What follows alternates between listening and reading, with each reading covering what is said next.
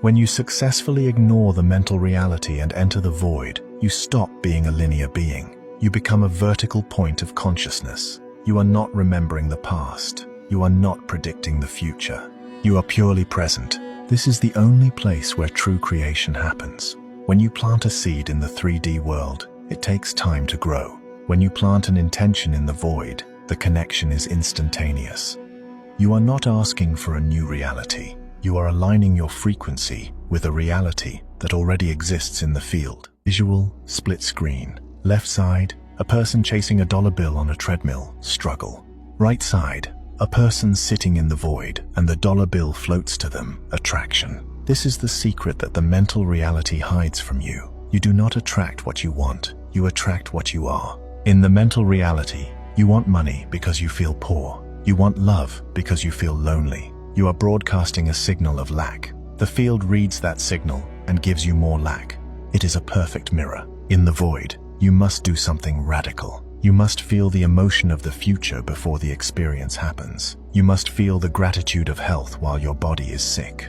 You must feel the abundance of wealth while your bank account is empty. You must feel the joy of love while you are alone. Why? Because in the void, the signature of the emotion is the reality.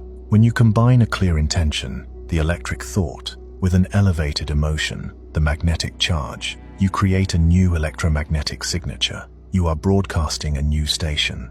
The universe does not know the difference between what is happening out there and what is happening in here. If you can rehearse the feeling of your future in the void, your body believes it is happening now. Your biology rearranges itself to match the new frequency. You are literally rewriting your genetic code in the dark. This is the entry. You have entered the state of flow. You are no longer forcing the world to bend to your will. You are bending your will to the flow of the universe. Synchronicities begin to happen. The phone calls you were waiting for suddenly come through. The opportunities appear out of thin air. Why? Because you are no longer broadcasting static. You are broadcasting a coherent signal. You have collapsed the wave function of struggle and selected the wave function of ease. But here is the problem. You cannot stay in meditation forever. You cannot live in the void. You have a job. You have a family. You have to drive a car. You have to pay taxes. Eventually, you must open your eyes. You must return to the 3D world. You must descend from the mountain. And the moment you open your eyes, the mental reality, the matrix of the senses will be waiting for you. It will scream for your attention. The emails will be there. The noise will be there. The people who trigger you will be there. How do you carry the frequency of the void into the density of the traffic jam? How do you remain no one when everyone is demanding you be someone? If you lose your frequency the moment you open your eyes, the entire process was a waste of time. You just had a nice nap. You didn't change anything. The true master does not just visit the higher dimension. They learn how to wear it. They learn how to operate the avatar without getting lost in the game. This is the final test. The simulation is about to reboot. Are you ready to play? Welcome back to the third dimension. The simulation has finished rebooting. This is the most dangerous moment of the entire process. Most people can find peace in a dark room with their eyes closed. That is easy. That is kindergarten. The true master is the one who can open their eyes, look into the face of chaos, and not lose their frequency. You must understand that your body is now an avatar. It is a biological suit that you, the consciousness, are wearing. You are not the person walking down the street. You are the silent observer located deep behind the eyes. You are the player holding the controller. The moment you forget this, the moment you identify with the traffic, the rude barista, the deadline, you crash the game. You fall back into the density of matter. To operate the avatar, you must master dual awareness. This is the art of splitting your attention. You keep 50% of your focus on the external world, driving the car, listening to the conversation, typing the email, but you keep the other 50% anchored in the void. You keep part of you in the higher dimension, monitoring your internal state.